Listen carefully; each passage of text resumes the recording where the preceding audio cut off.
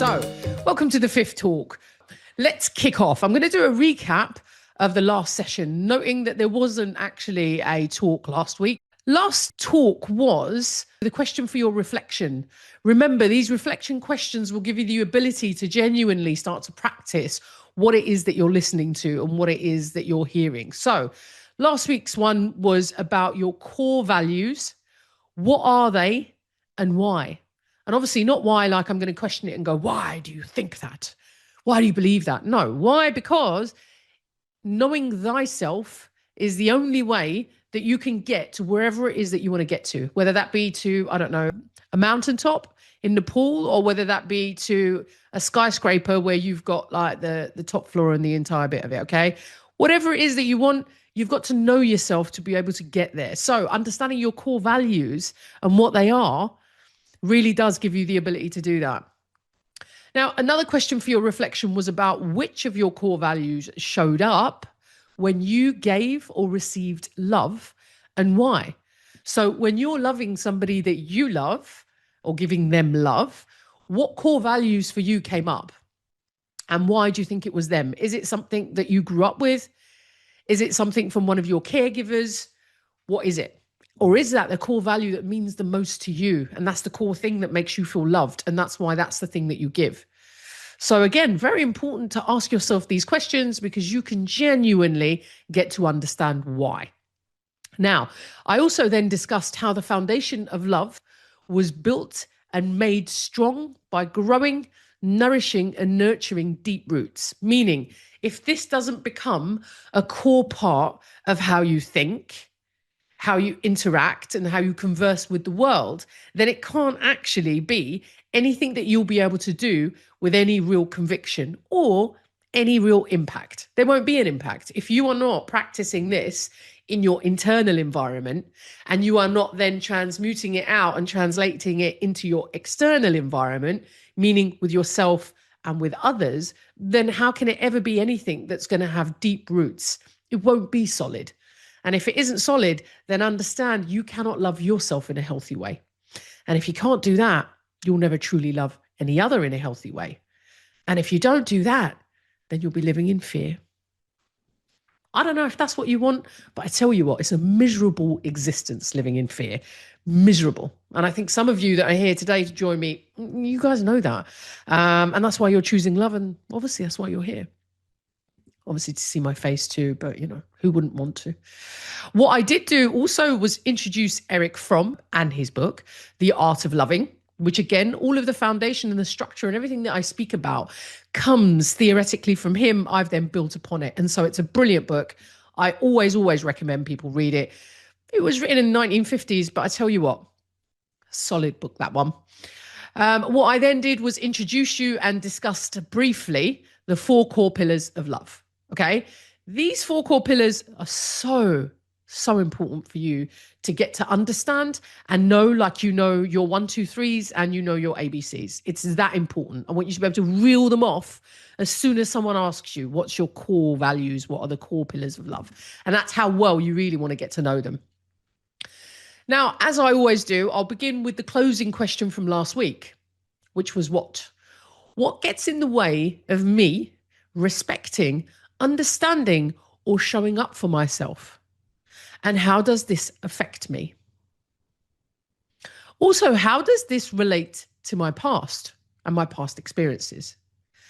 I love this question. Why? Because it's only by you understanding what's getting in your way, in terms of loving yourself, is it that you can genuinely understand your first big obstacle in learning how to love.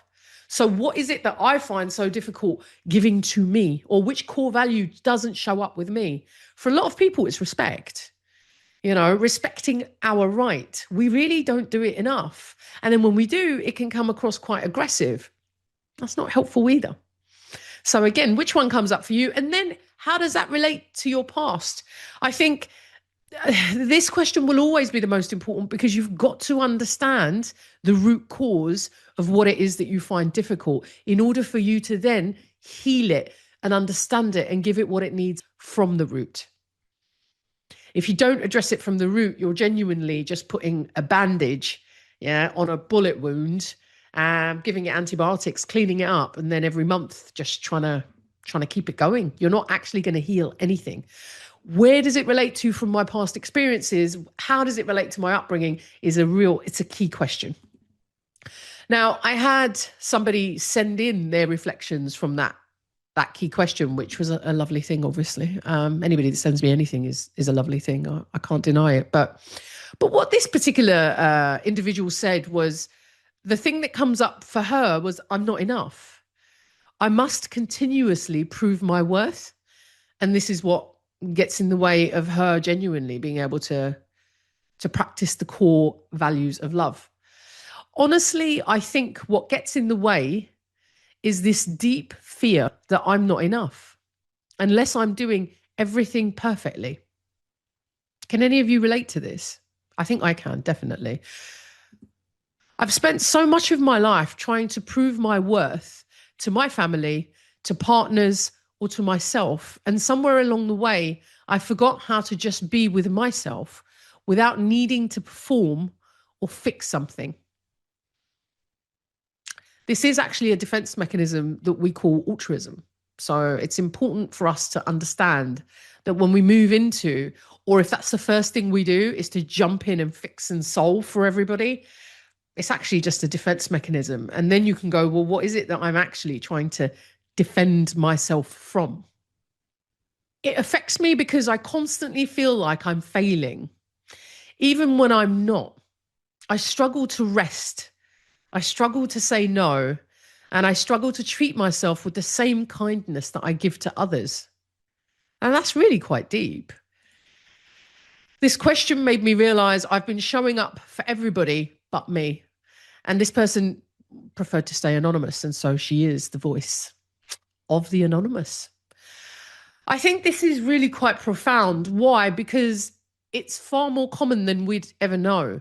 And the impact that it has on us is huge. And the reason the impact for this is so big is because when I cannot love myself in a healthy way, I will never truly be able to love any other in a healthy way. And so you not being able to show up for yourself, unfortunately for you, means even the ways that you're showing up for others is not necessarily what they need. They may be asking for it. They may come across like they want it. But is that what they need? Are you unintentionally disempowering them? A tough question, but one that you've got to answer. Am I just going around rescuing everybody and disempowering them and then putting that pressure and strain and struggle on myself? I'm then giving myself hardly anything, if not nothing. Well, what happens to me then? I think chocolate, isn't it? And everybody should know that from just Easter gone, I think. But that's what happens. It's chocolate. What happens is a little beer belly. What happens is I'm maybe going off doing things that I didn't really just want to do, or they were detrimental to me. So again, by not showing up for yourself, you're actually hurting and impacting yourself more than you would ever know. And you're really not doing your loved ones a justice. It's a huge injustice, actually. So yeah, it's a big one. And thank you very much, Voice of Anonymous, of sharing that. Remember, if you have any reflections or insights that you want to bring in, or if you've got the reflection question answered that you want to show up on here, please do send it in. And as you've seen, you can be anonymous. Now, it is the small things, the everyday deeds of the ordinary folk that keeps the darkness at bay. Simple acts of love and kindness. I bet none of you know who this quote is from. I'll give you a tenner if you guess it right. Go on. Anybody want to pop that in the chat? I'll give you 5 seconds. 5. Don't you dare Google it.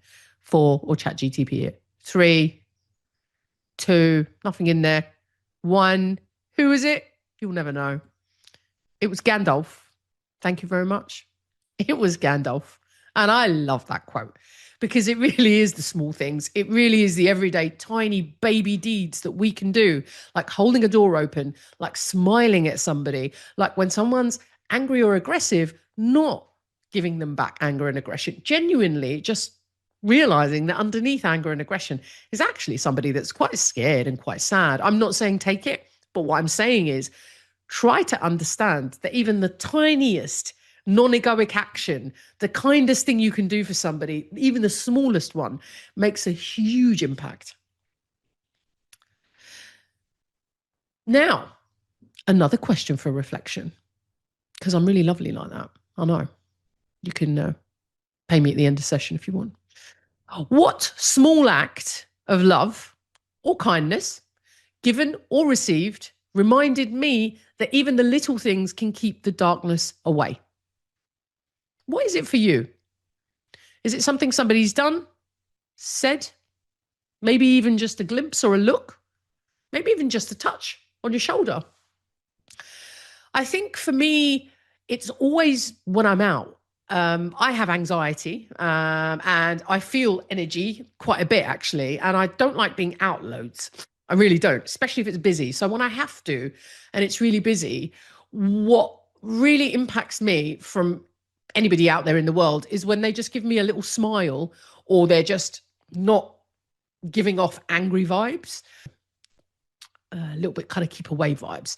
That I always feel. And when somebody kind of smiles or their energy is soft or warm, it always makes my insides go all fluffy. And it's always really lovely. And it makes my day outside or my hour or two outside just a little bit nicer. So imagine that. Even the tiniest smile can have a huge impact. And for me, it does because I feel people's energies. So that's nice.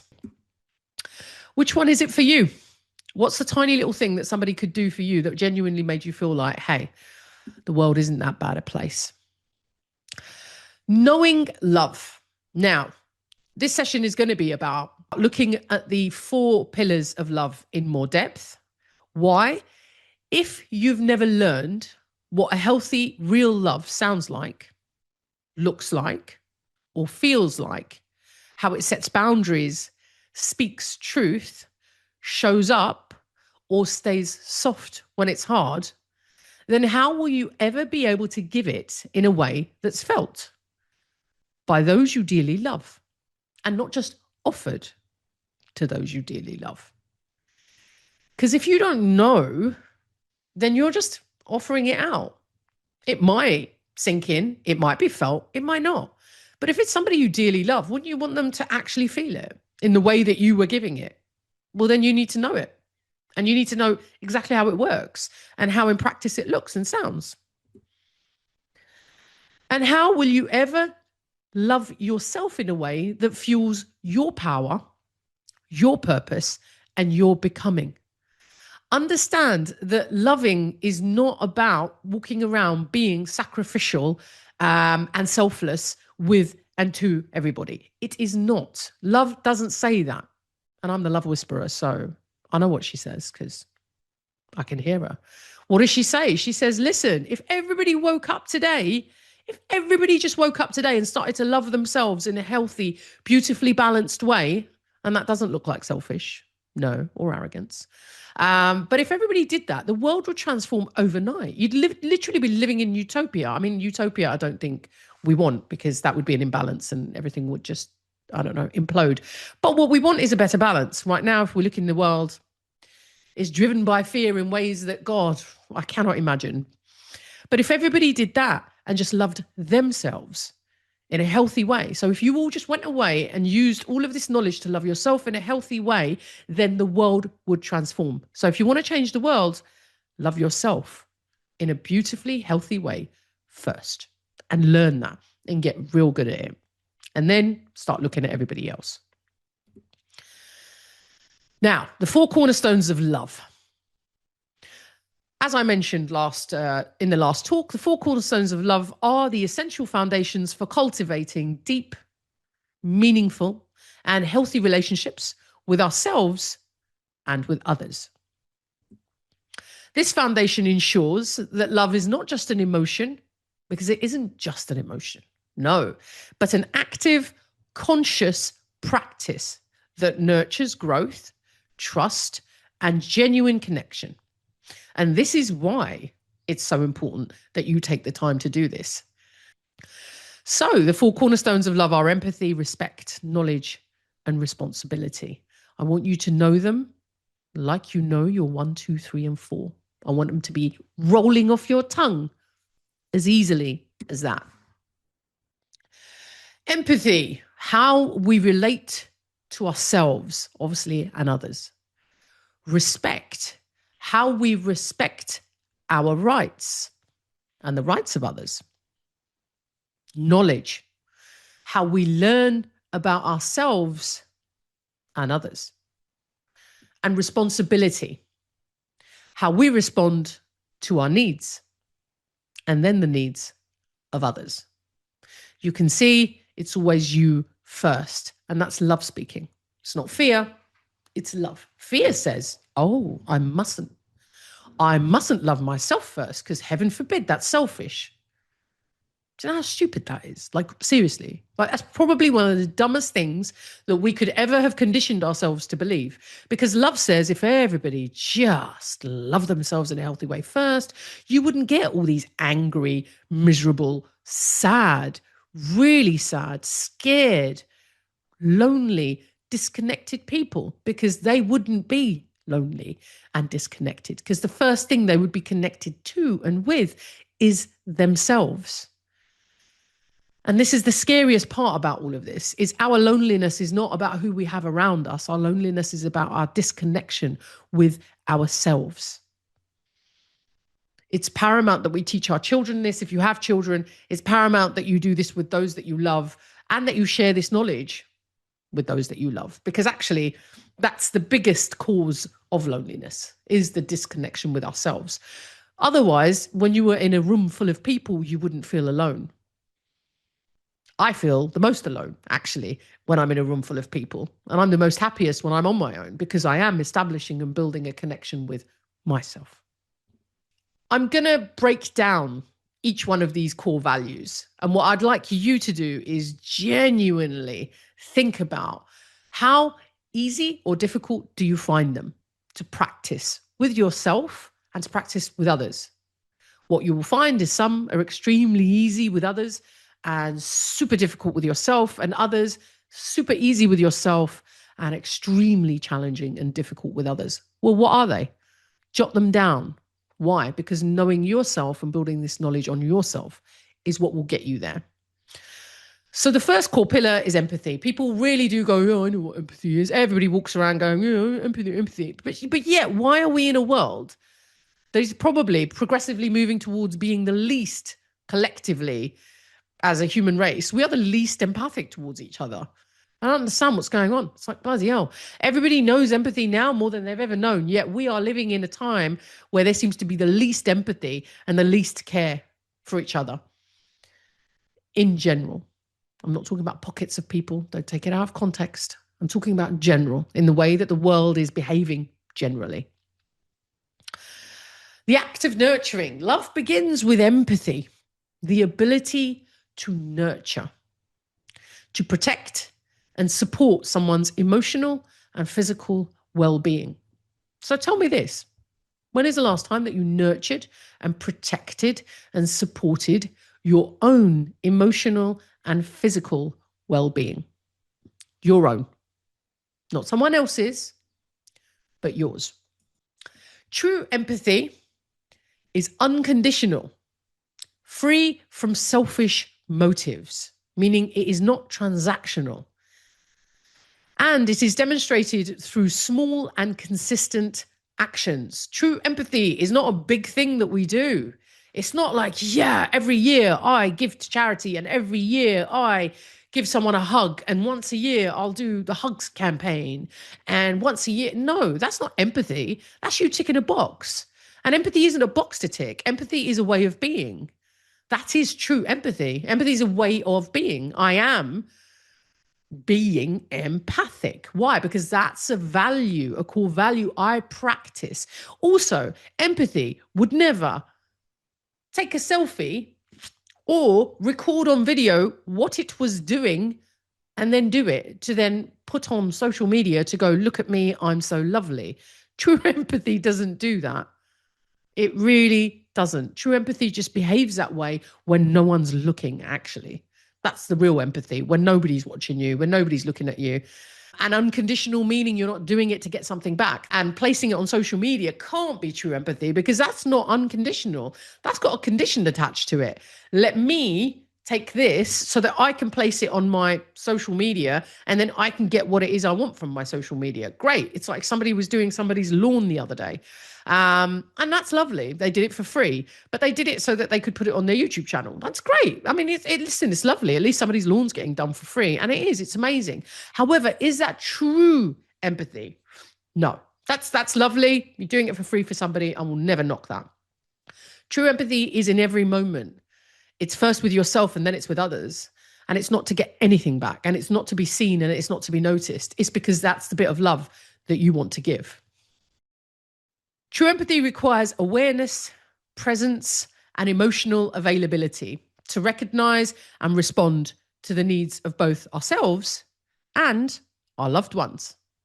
So again, in order for somebody to be truly empathic, they must know themselves and know the other by being aware. And the only way you can be aware is to be present. And the only way that you're present is that you're completely available emotionally and physically. You're there. You're not wandering off. You're not looking over at something or someone. You're not going, oh, yeah, I'm going to listen to you so that I can answer you. You're listening. The real question is, how truly empathic are you? First with yourself and then with others.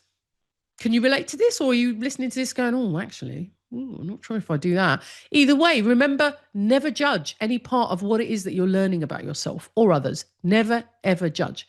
The minute you judge, you are no longer using love. You're now using fear. So it's gone. You've moved out of love the minute you make a judgment. There is no judgment. Why? There's no right or wrong. There's no good or bad. It just is. The second pillar of love is respect, the foundation of trust. Respect in love means honoring each other's individuality, autonomy, yes, autonomy, and boundaries. To respect each other's right to be exactly as they are or we are and how they choose to be. Meaning respect could never have control in it. The minute somebody is trying to tell you what is right or wrong, good or bad, or just how you should or shouldn't be doing something, that's what you call disrespect. Disrespect is when you are trying to take away my right to be me, whatever it is that may be.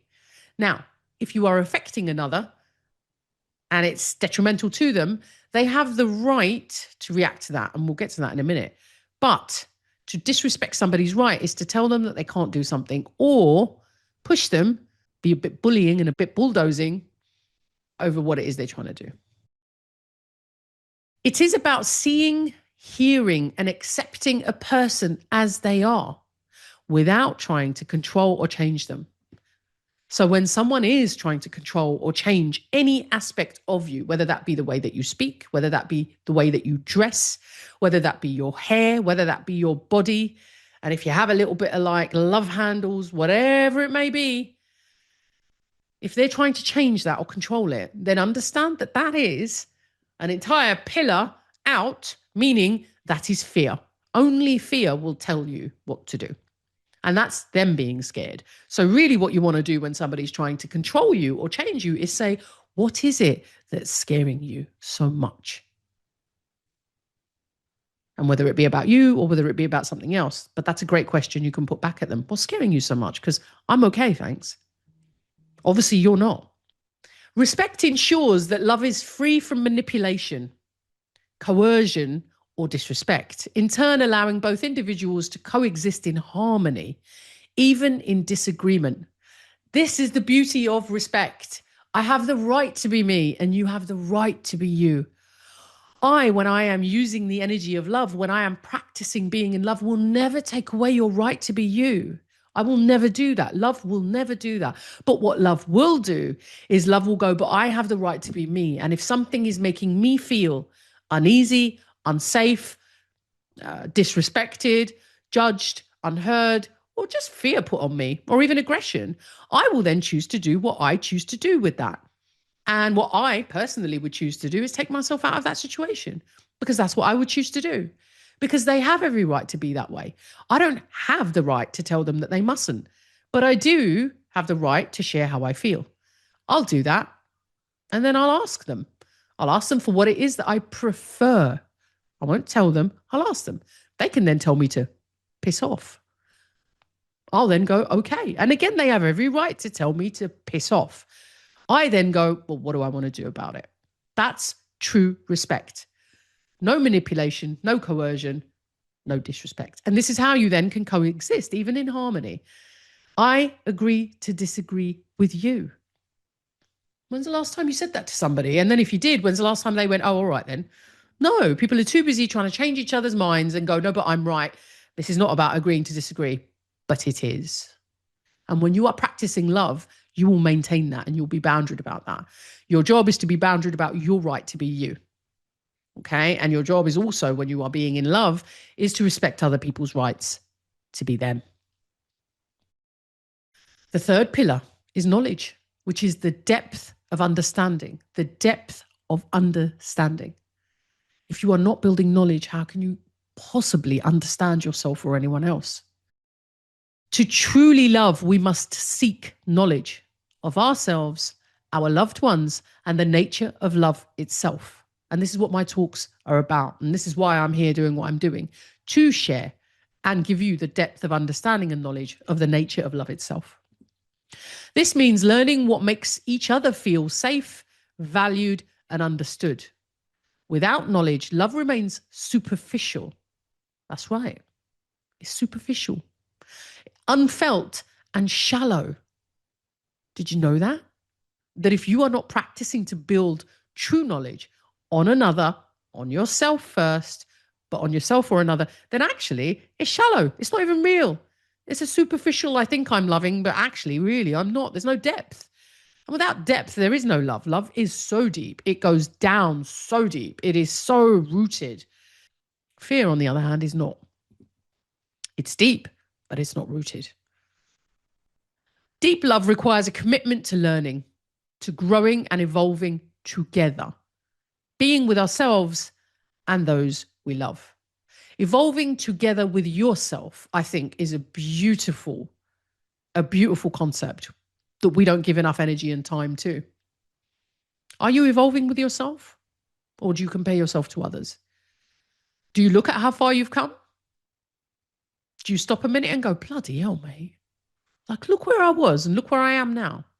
I'm quite proud of myself. When's the last time you built that knowledge and awareness on yourself to then even look back and go, freaking hell, am I doing well? And that's how we evolve. We grow. You don't take things away to grow. You keep things there. You don't go, I need to unlearn that. You don't unlearn anything. You're learning new things. You keep that over there. It kept you safe once. We don't knock what you've learned. We don't knock our defense mechanisms. Why? Because they kept you safe. They protected you. Now, though, you don't need that safety coming from fear. You are now going to build that safety from love. And that's what you're learning. The final pillar is responsibility. Another word that is so misunderstood, a lot like respect. Responsibility is not this thing I have to do. Far from it. Far from it. Responsibility is simply the ability to respond. That's what respondability is. That's what it should be called, shouldn't it? Respondability. But that's what responsibility is, the ability to respond. To what? Well, it depends what you're responsible for. Love isn't just about what we feel. It's about what we do. It's how we show up. Responsibility in love is our ability to respond, not only to ourselves, but to those we care about. When is the last time you responded to your needs? Emotional. Wouldn't you have to know what you're feeling to do that? Well, when's the last time you checked in with how am I feeling right now? And if you didn't do that, when's the last time you checked in with yourself at all? Where am I at? Even just with your body. Is any part of your body hurting? How is your body feeling right now? My back is a little bit sore from here, my lower bit. Yeah, okay, well, I know why. Okay, great. Am I doing anything about it? Yeah. Hot water bottle. I know. I'm amazing. So when is the last time you did that? These are the things that you would need to do if you wanted to practice being in the energy of love, using love in as many moments of your existence as possible. Asking yourself how you're feeling. When we lead with empathy, respect, and understanding, which is the knowledge, we learn to meet emotional and physical needs, ours and theirs.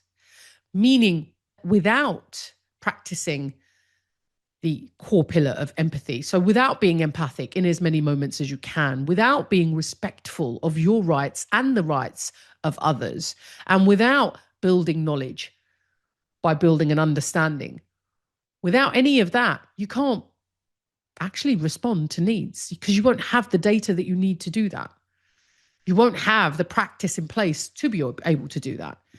Without empathy, you can't be respectful. Without respectful, you can't actually be present enough and non-judgmental enough to gather data. And without data, you can't respond to a need because you don't have the data to do that. So you can see how all these pillars come together, and without one, or if one falls, everything falls. You're no longer in love. You are now responding from fear. Nothing wrong with that at all. As I've always said, nothing wrong with responding from fear. But what you do, yes, I just said do again. But what you do is you consciously choose it. And you go, that's okay, because I'm consciously right now choosing fear. And that's okay too, because love doesn't judge. So there is no judgment. And there's no right or wrong. How lovely is this? Hey, I don't understand why everybody just isn't doing this. We'd be a happier race overnight. This is what builds healthy attachments. Clear communication, balanced decision-making, and behavior rooted in care, not control. Love like this doesn't just feel right. It strengthens us, connects us, and becomes something we can trust in ourselves and then each other. And this is the big myth of trust. The first person you are working on building trust with is yourself, not another. Trust in another, great, but really, what are you doing? You're putting a whole array of expectations on them, most of them you haven't even told them about, and then expecting them not to do the things you haven't told them not to do because they'll hurt you. Well, it doesn't sound very fruitful to me. And it sounds like they were kind of set up to fail, really. And that's what trust is. It's kind of setting people up to fail. Not nice.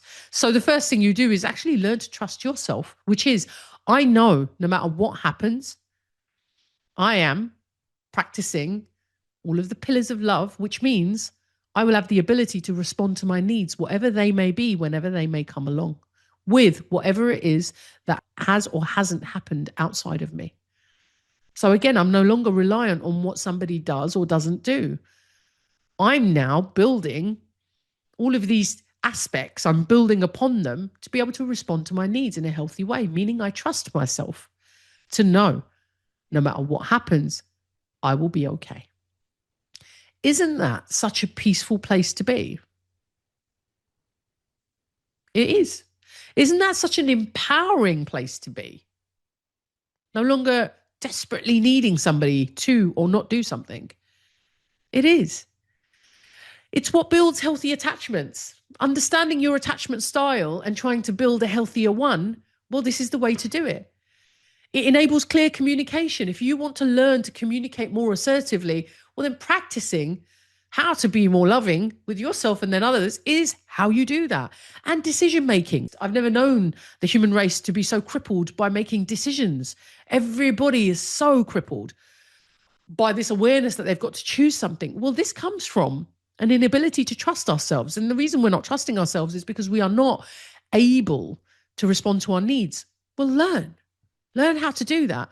And it will give you all of what it is that you're reading all these books for and listening to all these podcasts for and trying to understand what it is you're trying to understand.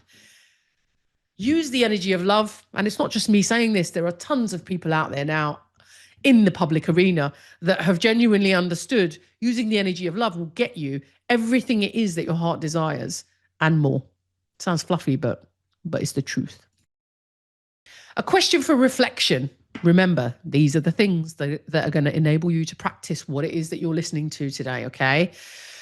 Which of the 4 core pillars of love do you struggle with the most?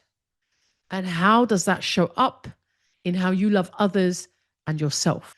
Yeah? Which of the 4 core pillars of love do you struggle with the most? And how does that show up in how you love others and yourself? What's yours? Pop it in the comments if you want. Have a think about it. Now, as you guys know, I have questions that are sent in by my viewers or clients or ex-clients. And one of the ones that came in that I chose to talk about today was this one. I like it because she's hit a real strong point there. I've watched your videos, all make sense, but actually doing it, remembering it, that's the hard part. How do I make it stick? And that's Prem Latha. Prem Latha, thank you. I like that question.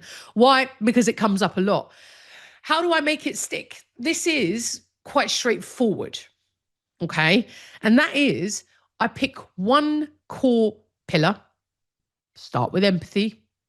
I then practice it, a bit like learning to ride a bike or drive a car. If you were trying to learn to drive a car and you knew nothing, where would you start? Well, you'd start by sitting in it and then learning about what each thing was. You wouldn't switch it on. You wouldn't run off. You wouldn't expect to be driving all the way to Scotland 2 weeks later. And if you did, then please be careful. You just wouldn't, would you? No, you'd just be sitting in the car going, You'd be scared to even switch it on. Yeah, that's all right. That's good. I'm glad you're scared to switch it on because you just want to wait till you get to understand it a bit better. And then when you feel comfortable and you've got somebody who's professionally capable, able to, the right person sitting next to you, you would then sit there and switch the car on. And then if you felt like it, you might put it into first gear and you might give it a go. But that's how you start, right? Nobody wakes up and goes, I should be driving by now. Why? Because I've had 2 lessons. It doesn't work that way. Not just that. You've got to put the practice in. If you don't practice, you won't learn to drive. It's not because you can't. It's not because it doesn't work or the car's busted. And it's not because you're busted. It's because you've got to put the time and effort in. And that's all it is. So how do you make it stick? You start with one core pillar and you practice it. So what is empathy? Everybody's got Chat GPT. Pop it in. Ask the G-man himself, what is empathy? What does it look like and sound like when I am trying to put it into practice? And then start to work on that 1 moment at a time. Easy peasy. Yeah? And that's what you're looking at doing. So you're looking at just giving it a go, starting from somewhere and not putting pressure on yourself about the fact that you haven't learned it in the first, 2 minutes of your existence, because it really doesn't work that way. So Prem Latha, thank you for that question. I love it. Closing thoughts. I know, I'm sorry, but it had to come to an end at some point, didn't it? You cannot build, following from Prem Latha, you can't build deep love on shallow foundations. Okay. So what you first want to do when you want to start to master the art of using love over fear, remember, we are moving into a new paradigm. Okay. The old paradigm is built on fear. The fear of having to do this, the fear of having to do that, the fear of your internal dialogue sounding like that, the fear of behaving a certain way. Otherwise, I will, fear, fear, fear.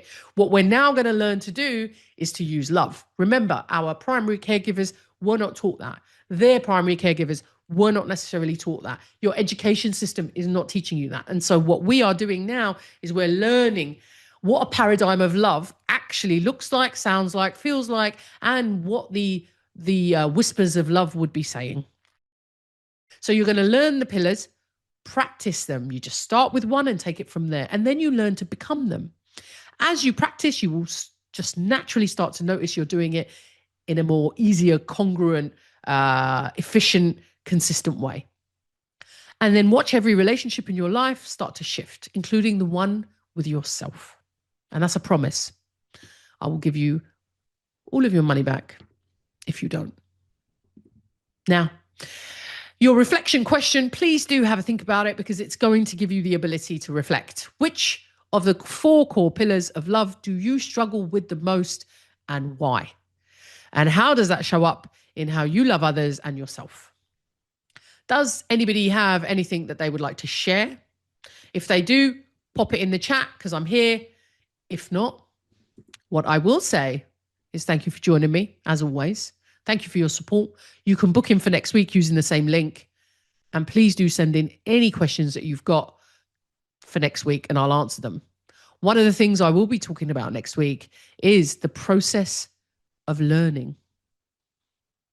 It's a 4-stage process, and I'll be talking about that next week. So you can get a little bit more comfortable with how do you learn, what are the key ways to learn in a more congruent and a more flowing way, because some people get quite like stressed out when it comes to learning new things. So I'll share some of that with you.